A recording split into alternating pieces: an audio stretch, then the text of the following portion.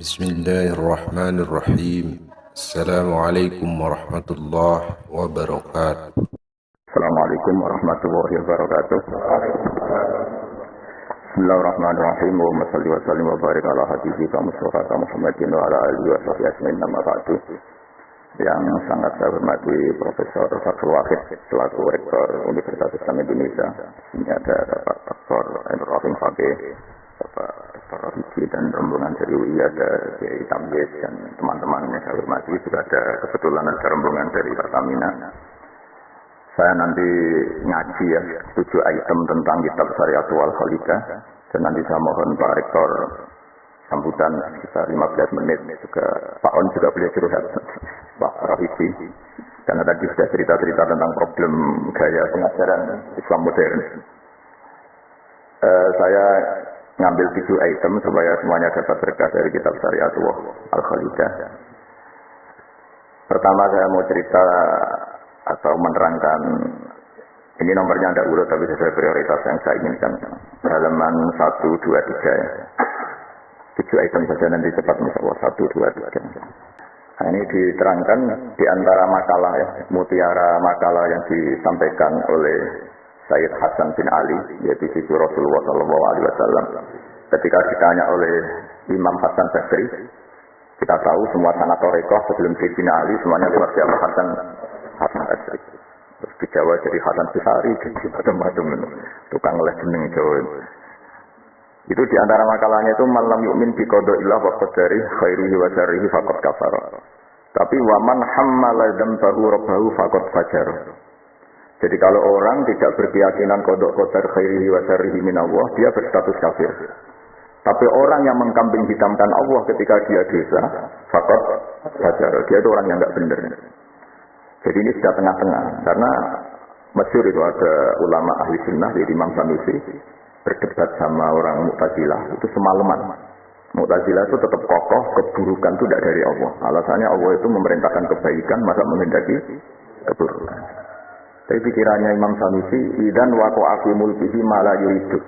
Alam raya ini kan seringnya banyak maksiat daripada taat. Berarti di alam ini lebih banyak yang terjadi bukan kehendaknya Allah. Berarti Allah kalah dong kalau gitu. Karena ingin baik ternyata yang terjadi buruk. Jadi ini kan problem. Kita sebagai mukmin juga problem. Mau nisbatkan jelek ke Allah tidak pantas. Mau bilang elek itu kreasi setan mayoritas. Berarti yang menang partainya setan, itu kan ribet. Nah itu fakot kafar. Orang yang mengingkari qada qadar itu kafir. Tapi ketika kamu dosa kemudian bilang kepada Allah itu fakot fajar, kamu kecundang. Nah ini sudah tengah-tengah. Jadi implementasinya monggo mawon sementing itu makalah-makalah yang disampaikan Sayyid Muhammad. Terus sekarang halaman 14 ya. Dia ngambil 3 item.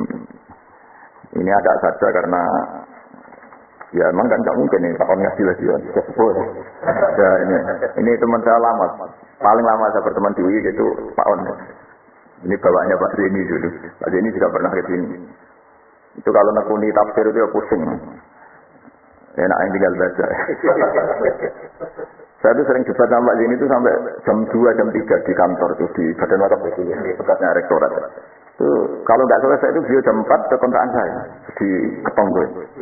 Karena kita ini sangat peke. Pak Zeni itu dulu kan fakultasnya adab. Beliau di sastra enggak nanti. Jadi beliau lebih mengedepankan aspek balaghah. Saya peke. Misalnya gini, sama terjemah ini kalau bisa sudah bisa boyong. Misalnya az-zani la yankihu illa zaniatan aw. Itu ayat hukum apa ayat faktual? Di ilmu ushul fikih itu diteliti. Kalau ayat hukum berarti maknanya pezina itu enggak boleh nikah kecuali dengan pezina. Pertanyaannya, jenis zina gue serah kepengen nikah, kepingin kumpul kebo, udah usah dilarang ya sudah. Nggak nikah kan memang dari awal sudah kumpul kebo, ngapain nikah ya? Jadi kalau diharamkan gunanya apa? Mereka sudah tiap hari kumpul kebo. Apa itu ayat faktual? Maksudnya Allah cerita al-waqi'ah, waqi'atul hal. Kalau dalam ilmu usul fikih, waqi'atul hal itu gini. Jenenge wong zina itu trene ya untuk wong sing bodoh-bodoh zania. Kan gak mungkin zanin kenalan mbek Hafidhah gitu. Hafidhah kan ya. Jadi karena masa lalunya itu temannya itu yang untuk ya itu. Jadi itu bukan masalah hukum, tapi masalah faktual. Jadi kalau dosen ya untuk dosen kan kira dokter ya untuk dokter kan kira-kira gitulah. Orang itu akan mendapatkan sesuai komunitasnya. Kalau mahasiswa sesuai yang di pasar lah, orang akan menikah sesuai yang di pasar. Pada terakhir yang dulu-dulu kan gagal. Nah, itu bedanya jauh nanti. Kalau itu dianggap ayat faktual, maka nggak dianggap nasah mensur. Tapi kalau itu dianggap ayat hukum, pernah ada hukum bahwa orang yang soleh nggak boleh nikah. Terus hukum itu dimansuh oleh ayat wa angkihul ayama minkum wasolihina min ibadikum wa iman. Oh itu kan nggak bisa selesai. Mbok Sa'rawi, Mbok Imam Suyuti itu tidak akan selesai perdebatan seperti itu. Nah, kalau menurut asbabun nuzul ya mirip tidak. Jadi dulu tuh sahabat dulu kan punya masa lalu. Di antara sahabat itu ada yang punya pacar perempuan cantik, namanya tuh Anak.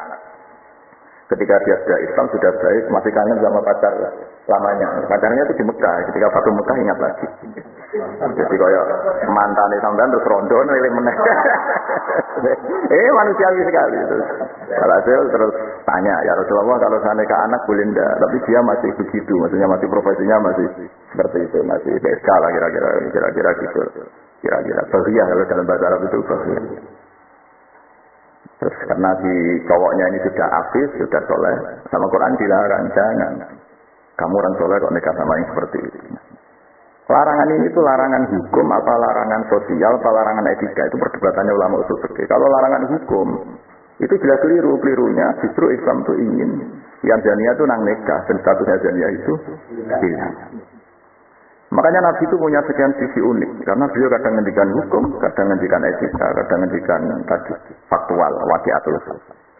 Misalnya begini, ada seorang janiah, ini saya cerita aspek ya, janiah sudah hamil, dinikahi orang lain. Ini harus melahirkan dulu apa enggak? Hampir semua ulama bilang enggak usah, karena enggak perlu ada apa? Iddah. Untuk janiah enggak perlu iddah, karena iddah itu kan untuk nikah yang sah. Tapi suatu saat Nabi itu pernah ditanya, ya Rasulullah ada orang yang biasa kumpul kebo, lelaki dan perempuan bisa kumpul kebo, sekarang sudah nikah. Itu Nabi ngapresiasi dan beliau ngendikan, qad kharaja min sifahin ila nikahin. Ya baguslah sekarang yang tadi malam mungkin masih berstatus kumpul kebo, gara-gara nikah, sekarang kumpulnya sudah kumpul nikah. Jadi Nabi komentar, qad kharaja min sifahin ila nikahin. Dia sudah keluar dari tradisi kumpul kebo menjadi tradisi yang baik, yaitu nikah. Hubungan intimnya sudah berstatus nikah.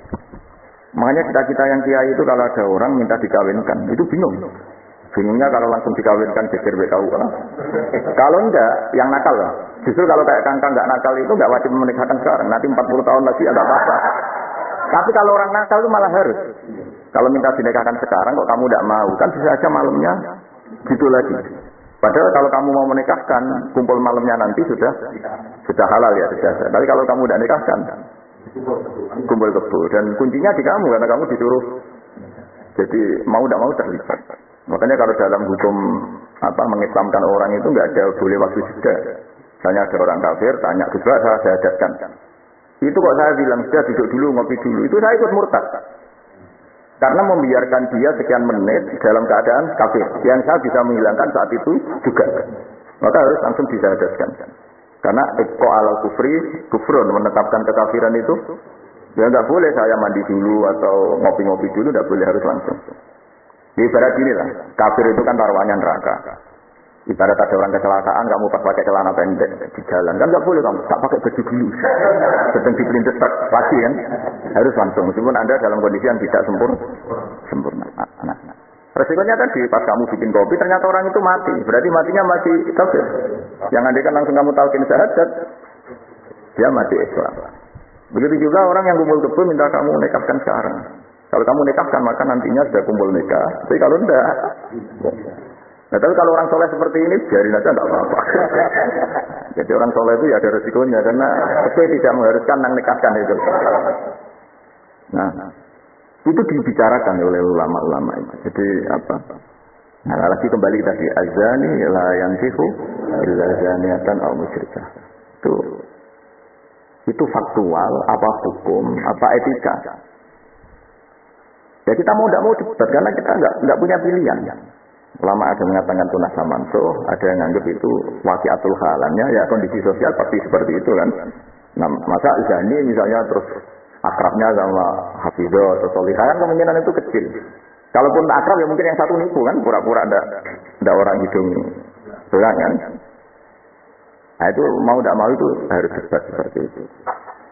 Kedua aspek yang sering saya debat dengan Pak Zaini itu aspek bahasa fikih. Bahasa fikih itu menuntut vulgar.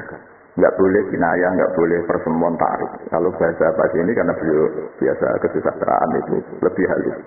Itu memang ya ribet.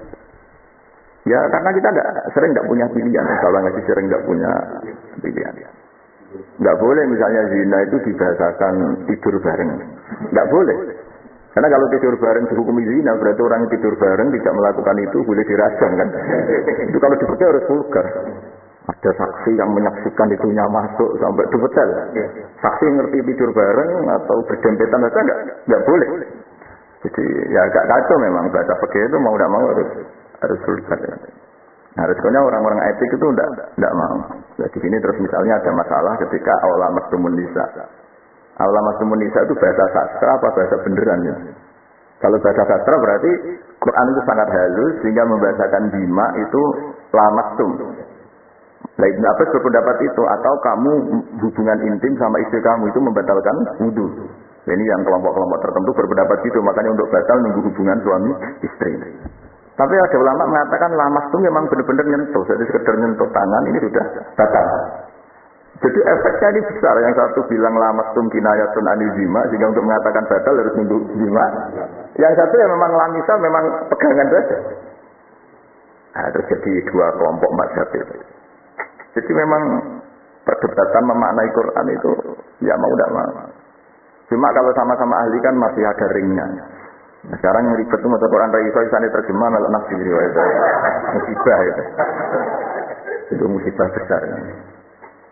Nah, karena Quran itu kalau bahasa itu diulang. Diulang ini supaya maknanya itu begitu. Kadang sama. Makanya kata Imam Ghazali, ngulang itu karena sama.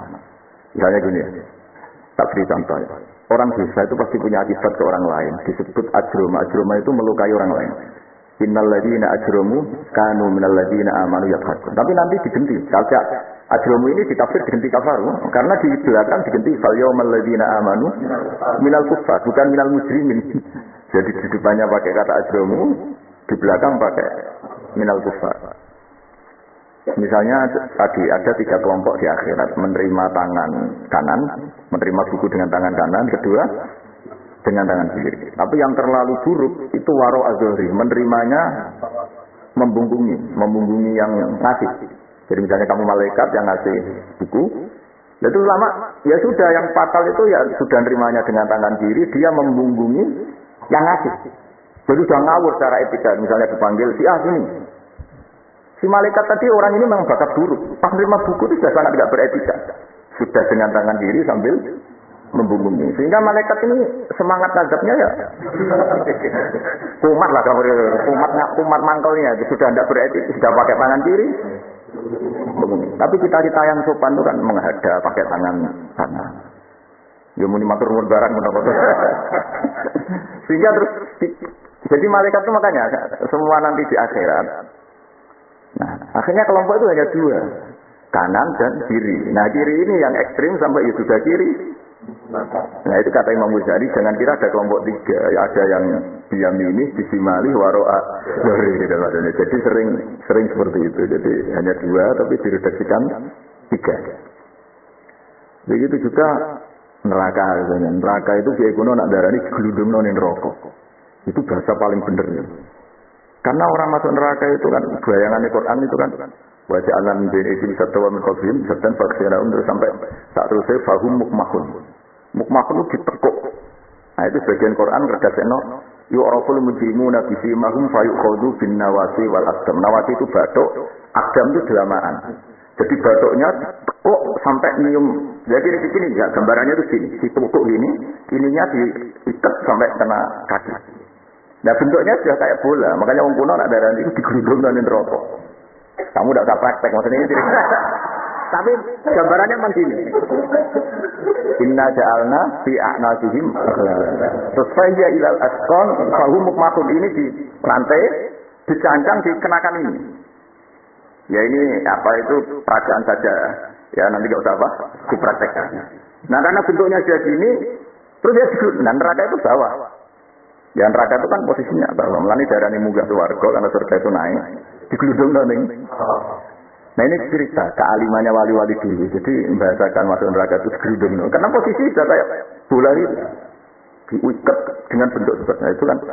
Nah, redaksi yang di Yasin yang tadi akhlalan bayya ila asqan fahum muqmahun itu ya sama dengan redaksi yang di surat Rahman yu'araful mujrimuna bisimahum fayukhadhu bin nawasi wal. Nah, hal seperti ini tuh ini sekaligus saya curhat ya ke Pak Rektor. Jadi memang tafsir itu nggak bisa, nggak orang yang menguasai Quran karena lafaz kalau bahasa kasarnya lafaz jebakannya banyak. Maka kata Imam Ghazali dalam Ulumul Quran, fayazunnu dzannun, orang mengira bahwa itu kelompok yang berbeda karena dengan redaksi yang padahal itu kelompok yang sama karena Quran itu balaghah, Quran itu adab. Ya tadi keahliannya Profesor ini di sisi ini itu tahu. Jadi memang ya seperti itulah nangani Quran. Jika dulu Imam Syafi'i ketika ditanya orang boleh tayamum itu kapan? Ya kalau tayamum karena tidak menemukan air di padang Sahara karena tidak ada air, sarannya nyari-nyari dulu. Nyari-nyari air ke sekelilingnya ya. Kalau ada kafilah ya tanya-tanya bawa air enggak, baru kalau enggak menemukan baru tanya. Ketika ditanya, "Mat dalil ala dzalik?" Lalu dalilnya apa? Imam Syafi'i dengan enteng baca falam tajidumaan. Kemudian kamu tidak menemukan la yuqalu liman lam yatlub lam yajid wa inna ma yuqalu lam ya'rif. Di mana-mana tidak menemukan, ya sudah mencari, baru namanya tidak menemukan. Bagi yang belum pernah mencari, tidak bisa dikatakan tidak menemukan. Itu la yuqalu liman lam yatlub lam yajid. Bagi yang belum pernah mencari, namanya tidak menemukan, tapi namanya tidak tahu. Nah, itu contoh-contoh ijtihad Qur'ani ya. Jadi ya makanya Quran hanya falam tajidumaan. Tapi namanya tidak menemukan berarti ada sabit tolak. Mesti dimulai mencari. Nah, itu yang kita kaji di kitab Syariat wal Khalidah. Ya, terus berikutnya ini ya acak saja. Tidak sampai puji ya nggak apa-apa, sekarang aja. Ini kan curhat susahnya terjemah. Makanya terjemah itu antar orang alim ya beda, bodoh sama alim tambah beda. Cuma yang satu ngawur lah, yang nggak ngerti ngawur itu kalau tidak tahu kok. Nah, halaman 42. Nah, ini yang masalah kiat. Fanafsu wa ingkana khoson lakinnahu yasiru aman. Nas itu meskipun wadiahnya itu khusus, lakinnahu yasiru aman. Pada akhirnya menjadi umum. Menjadi umum itu karena mau tidak mau ada kias. Kias itu analog, no? Atau pola. Misalnya gini, yang dicontohkan di sini misalnya. Nabi memang hanya ngendikan layak bil qadi wa khutban. Enggak boleh seorang hakim memutuskan hal-hal yang krusial dalam keadaan emosi. Khutban itu emosi yang sangat. Lalu kiasnya apa? Rektor juga enggak boleh dalam keadaan emosi bikin keputusan. Kiai juga enggak boleh, suami juga enggak. Siapapun enggak boleh. Cuma yang sering bikin keputusan otoritatif itu kan qadi, hakim. Jika Nabi hanya ngendikan al-qadi. Lalu ulama mengatakan khutban itu kenapa enggak boleh? Karena orang kalau emosi itu akalnya agak batis. Parah lah ini. Lalu itu tidak harus pakai emosi ya. Ulama menamakan terlalu sahabat ya nggak boleh, terlalu lapar ya nggak boleh, hakim ngempet nguyah ya nggak boleh, ngempet ngising. Sehingga kata khutban kemudian diganti fi halatin yasu'u khalquhu fiha. Dalam keadaan yang dia nggak begitu normal. Di antara nggak begitu normal, terlalu sahabat ya nggak boleh, terlalu emosi nggak boleh, terlalu lapar, terlalu nahan kencing, nahan BAB dan sebagainya. Itu lafaz itu wan nafsu wa in kana khosan nafs meskipun khusus yaitu Allah Nabi hanya ngendikan khutban tapi nanti menjadi umum berdasar hukum apa? Ya. Nah di sini Pak Nur Rahman Fakih yang sering kita beda. Misalnya ini bukan meng-NO-kan yang Muhammadiyah atau Muhammadiyahkan NO karena kalau kita ini biasa saja. Orang NO ya pasti Muhammadiyah karena umat Nabi Muhammad sallallahu alaihi wasallam. Orang Muhammadiyah ya pasti dengar NO lah karena gerakannya ulama, masa tidak mendengar ulama. Tapi setelah jadi ormas ini jadi yang NU tidak Muhammadiyah tidak NU. Misalnya kamu NU ditanya Allah, aku kami umat Muhammad, ya na'am. Itu bahasa Arab umat Muhammad itu. Muhammadiyah tak kok iki anu sapa ya anut ulama. Jadi tapi wong nganggur geger sebenarnya. Nah kita termasuk yang enggak nganggur jadi kan. Jadi rapat geger. Saya beri contoh. Nabi itu ketika habis sholat, itu akbala alih Nabi wajib, langsung berputar menghadap ke kita. Jadi kalau di Indonesia langsung menghadap ke timur. Itu ada yang mempraktekkan, dan itu bagus, jelas semua teks hadis seperti itu. Tapi di beberapa hadis itu insorofaan yang ini, ada insorofaan simali. Karena begini, Nabi itu kalau sholat, itu orang yang dari 7 kilo, 8 kilo semuanya lari. Kepengen makmum kanjeng Nabi. Sehingga kalau makmum Nabi ini bahaya ketika itu seberau. Alhamdulillah. Allahumma salli ala Sayyidina Muhammad wa ala ali Sayyidina Muhammad. Kesana jejer Pak Tamyiz pada kiai ini. Sudah berarti kiai tenan. Berarti kiai jejer kiai. Iya tenan lah. Mau ini jejer Pak Tamyiz pada kiai ini. Oh, ya saya teruskan ya. Jadi ternyata di surahul hadis, para pensarah hadis, ketika Nabi menghadap ke timur dan itu ya banyak yang merasakan dan menurut saya tidak masalah.